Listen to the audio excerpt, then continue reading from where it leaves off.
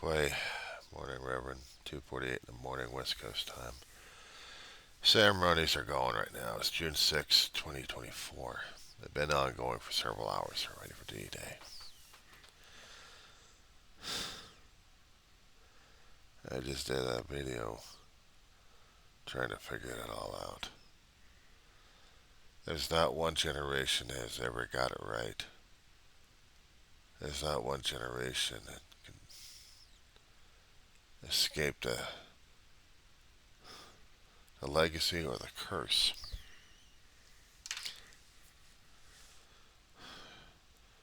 Every time we need to have freedom, we always have to sacrifice some blood, body parts, names put up, monuments.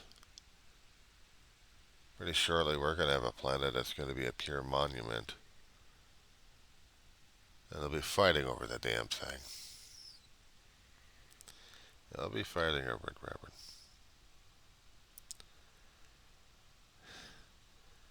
There's never the question why, because it's always been programmed in. All the patriotic, all the speeches and presentations of anniversaries that come and go.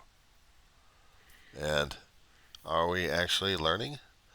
Or are we actually just repeating a same mistake over and over again that we just can't get past? Apparently that's happening in our generation and the previous ones. You know what sucks about learning about history and political science? I'm not talking about the rhetoric that we keep throwing at each other in this timeline. I'm talking about timelines long ago. We never did learn our lessons about why we fight.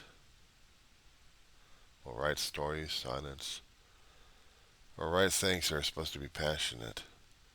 We just never get the damn thing right.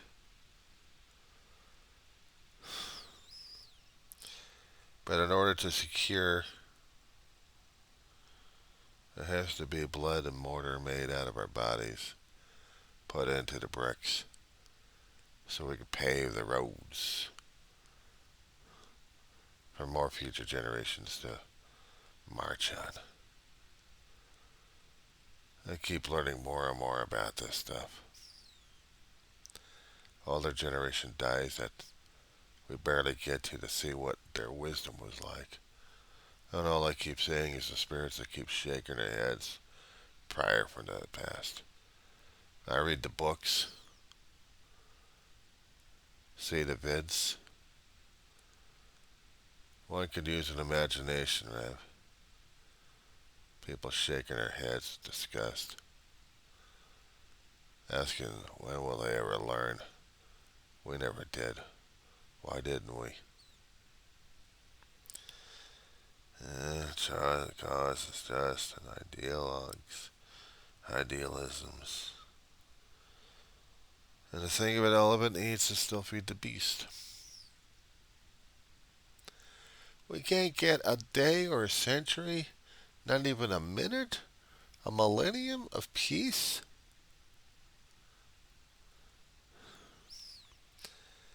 Wants more and more blood, more and more to be fed, more souls to be sent to heaven, or even Valhalla.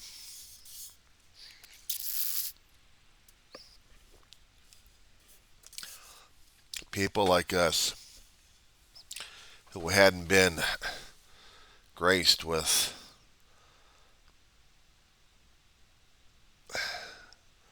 hadn't been graced to the point where we could join the military, where we could form the corps esprit, where we would pick up the swords. No, we got to be the balladeers. We got to be the ones talking about stuff like this. We've got to be the reporters. We've got to be the observers. We have to be the ones on the sideline talking to people about it through our own experiences. Maybe to educate or maybe to indoctrinate. There are World War I songs out there. I heard through political classes and also online.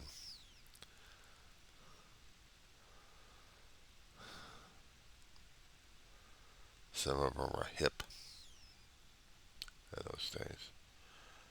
Yeah, I heard. Or folk songs talking about. Well, God, there was one song that was haunting me right now.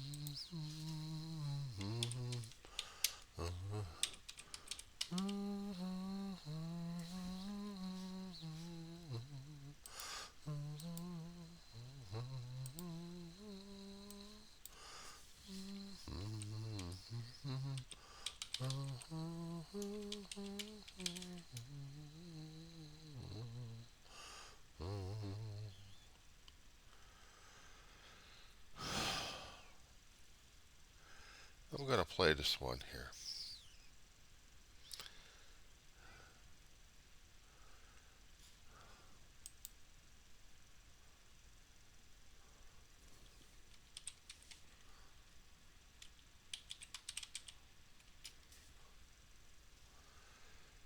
This was from a scene. I've never heard of this song before, but it's a clip from Star Trek The Next Generation.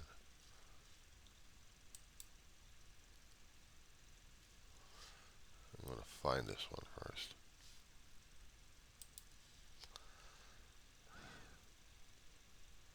It's a short clip.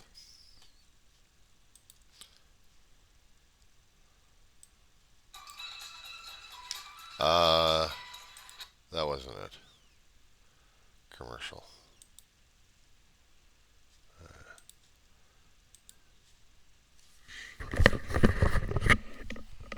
What's that song of his? One I always sang, one I liked. The minstrel boy to the war has gone. In the ranks of death you will find him. His father's sword he hath girded on, and his wild heart slowly behind him. Land of song, said the warrior bard, though all the world betrays thee, one sword at least thy rights shall guard, one faithful harp shall praise thee.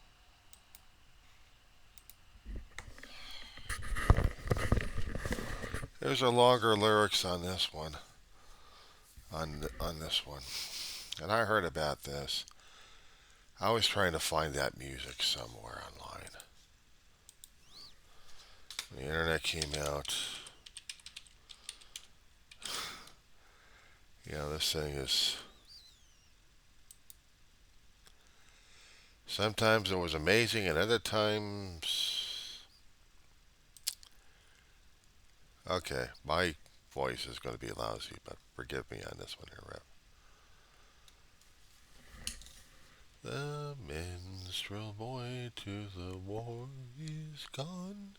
In the ranks of death you'll find him. His father's sword he hath girded on, and his wild harp slung behind him. Land of songs and the warrior bard, though all the world betrays thee, one sword at least thy right shall guard, one faithful harp shall praise thee. The minstrel fell But the foeman's chain could not bring his proud soul under. The harp he loved ne'er spoke again, for he tore its chords asunder, and said, "No chain shall surely thee, though soul of love and bravery. Thy songs were made for the pure and free. They shall never sound in slavery." And I know there have been other songs out there that had been sung. That one stuck in my head for a long time. But there was also another one I was trying to remember concerning about World War I and its insanity.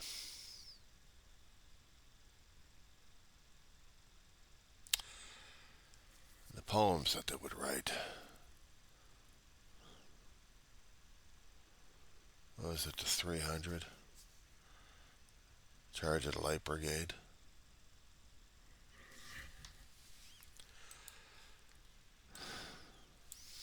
Yeah.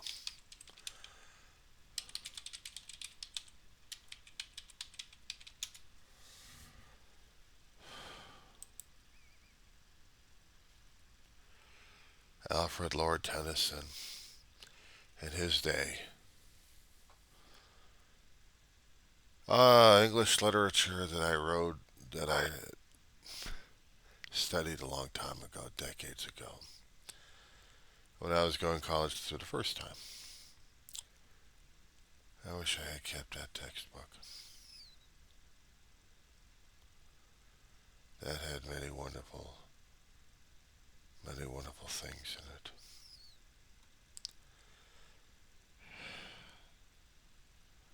I'm not going to read this whole thing, but this was talking about wars happening in World War One. Before I tried finding it in Poetry Foundation, Charge of the Light Brigade. Lengthy poem on it, though. Sometimes I'll hear things like this in television shows or movies, but something about it.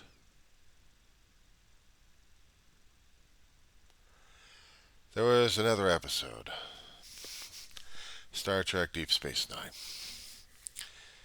when they were going to be taking back the Deep Space Nine space station from the Cardassians and from the Founders. And on board, Chief O'Brien and Dr. Julian Bashir were quoting part of it. And so Nog's like, "I don't understand this. Why?"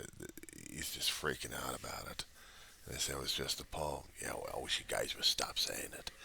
What they had said was cannon to the right of them, cannon to the left of them, cannon in front of them, volley and sundered. Stormed that with shot and shell, boldly they ride well into the jaws of death, into the mouth of hell, road to 600. I suppose Tennyson had a flair for something that was a butchery and massacre. I was learning about that one. Communications were so screwed up back then. A charge order was made, and 600 guys just went through hell. Cavalry, despite all the artillery, and the reporters tried to report it all. Almost made it into a poem. Alfred Lord Tennyson picked up on this one, and he had to write about it. He had to write about it. Reverend, we're both pushing the same dirt. I mean, not exactly the same dirt, but the time.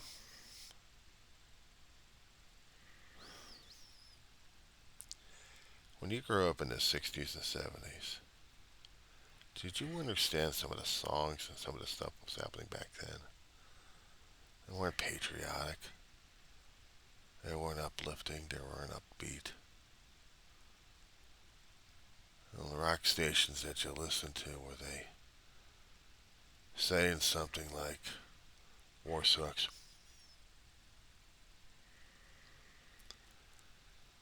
They didn't have that back then because they didn't know how to feel that way.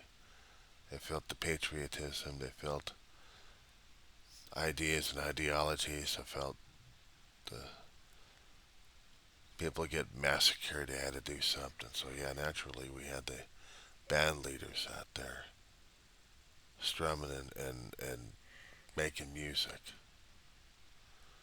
We had James Cohan. James M. Cohan.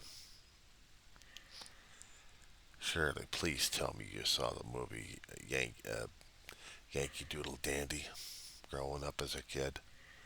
Did you understand it back then? Neither did I. But it was a musical from Jimmy Cagney. Jimmy Cagney played gangsters when he was a lot younger, but this was a stretch for this guy. And that ending, that was pure ad lib. That was pure ad lib. My family and I watched it every time it kept coming out. Every time there was a patriotic day coming out, they'd have that out there. And July 4th usually be there around the time.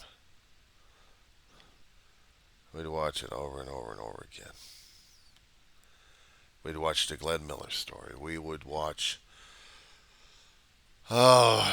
big bands out there. Danny Kaye musicals. Benny Goodman. But Benny Goodman wasn't exactly up on the patriotic, but just big band era. No, you talk about Glenn Miller. You talk about a guy going through a war, entertaining troops, and then one day going through his plane flying through soup, crashes, he dies. Little pink jug, no, little brown jug, was something that the band played in remembrance.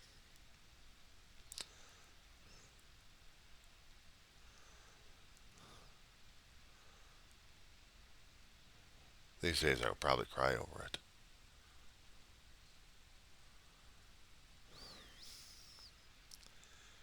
It's funny how things like that kind of tries to stir things up inside of you. More than what I could try feeling and understanding. It's not just full of patriotism, nostalgia, memories, not understanding what it was all about. No, my generation had to grow up under the Vietnam shadow. We'd listen to the sounds of the 60s. We didn't listen to the rock and roll of 50s. Actually, we did. We had our DJs out there. We had the classical stations. Play the 50s and 60s music. While we're in the 1970s and going through the 80s. But we really didn't pay attention to any of it, did we? We were too much in our own damn selves. We didn't understand, did we? We really didn't, Rev. How could we have?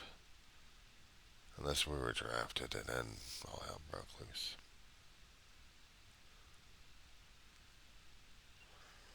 There were songs being played about the 1960s, about Vietnam. Some of them got yanked off. You had barely heard them on the radio, and then they disappeared because of some lawsuit or something happening. But the songs are still out there. They're played.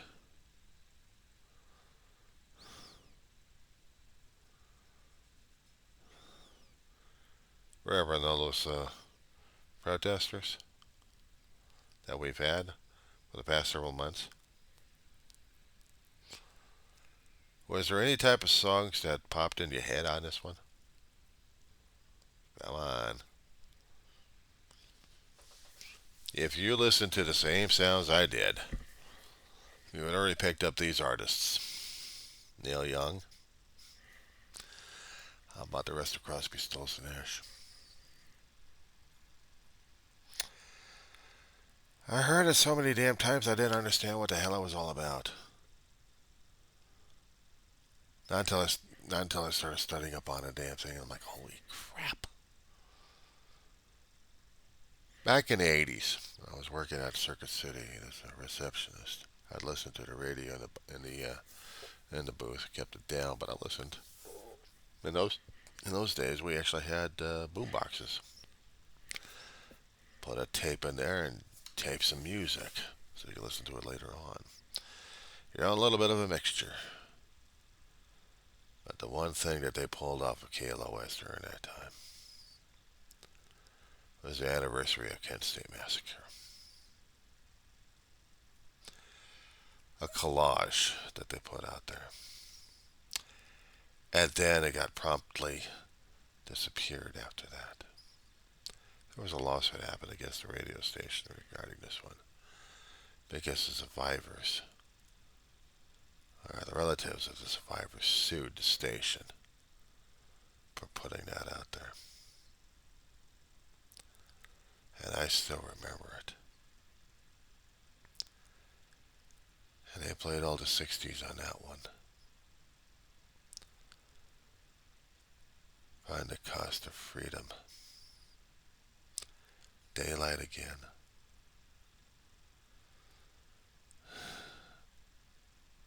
What's that sound? Everybody else was going down. Something like that. But they were thrown in the audio clips of what the National Guard were yelling at the students in Kent State. Things like that stuck in me. Time of protesting a war. And they get shot in cold blood, born dead in Ohio. God, I was expecting that stuff to happen out here.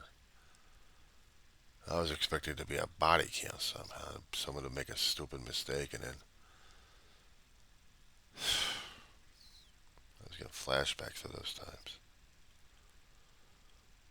I know I was a kid during those times. How the hell what was I supposed to know about that stuff? But you know, it happened. It happened in our watch, in our time. And we didn't know we were too young. No time, no perspective, no nothing on it. But to listen to the music constantly, and these days it matters a hell of a lot more. I don't think the kids get it these days, but they will. 20, 30, 40 years they'll get it. And they'll be doing some reflections on it. Peter, Paul, and Mary and the folk singers out there. How about one rock group called War singing about war? Why can't we be friends? They didn't have this stuff during World War II. Oh no, we had to be patriotic. We had to be bloody patriotic about it. Korean War, you never heard any songs about the thing because they couldn't find the damn thing. I'm not talking about finding the country. I'm talking about how to define that. Some people called it police action. No, it wasn't. It was a war. United Nations versus North Koreans and China. The 38th parallel created a ceasefire, and that's about it. But the war continues. Once in a while, they'll trade shots, missiles, or something. Even a pile of garbage. Or pile of, yeah.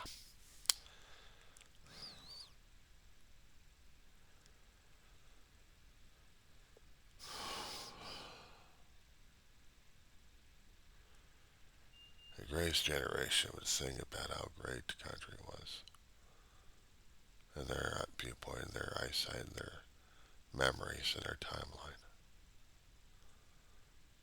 How great our country was supposed to have been back then.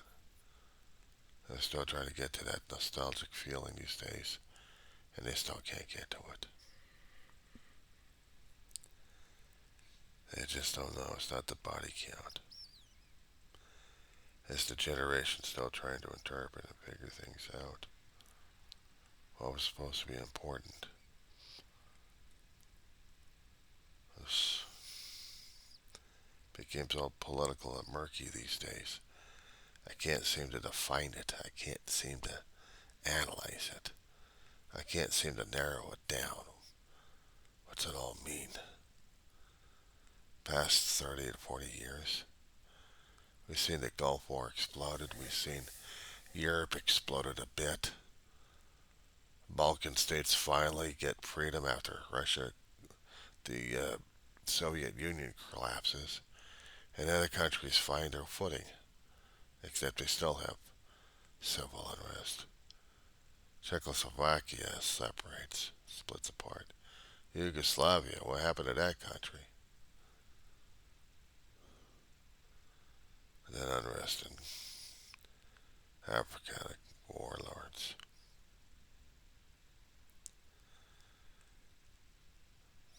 Nobody sings about what happened in India, Pakistan being created during that time.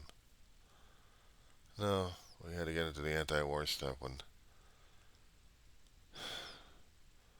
the Red Scare menace managed to take over Vietnam. South Vietnamese want democratic country. North Vietnamese want their own form of communism.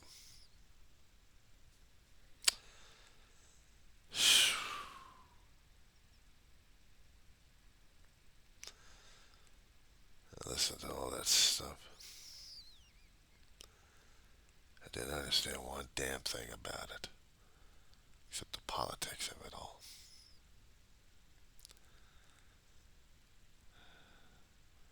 So all it was just politics.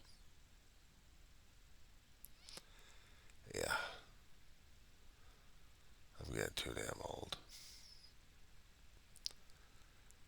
I feel the weight of the universe. I feel the weight of time.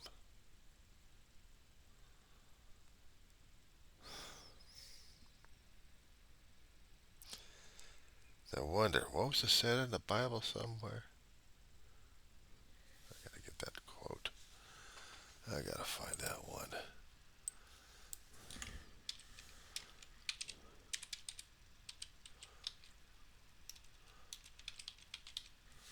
That's it.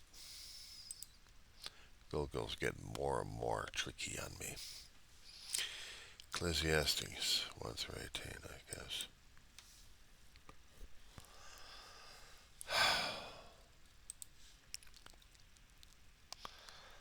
I prefer the Bible Gateway anyway. I don't know, I just like the format of it anyway. 1 through 18, in that tense, King James Version. Or do we just do the new version, that thing? Everyone else has got their own little shtick on the thing, you know. New American Bible?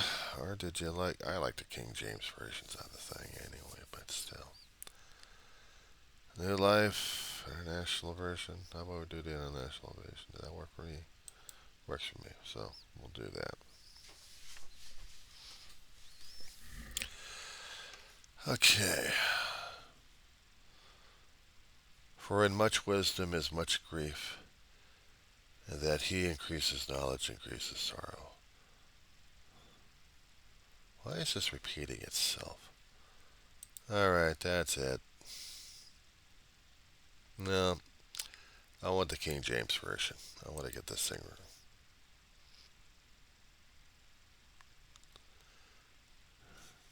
I want to read the full chapter.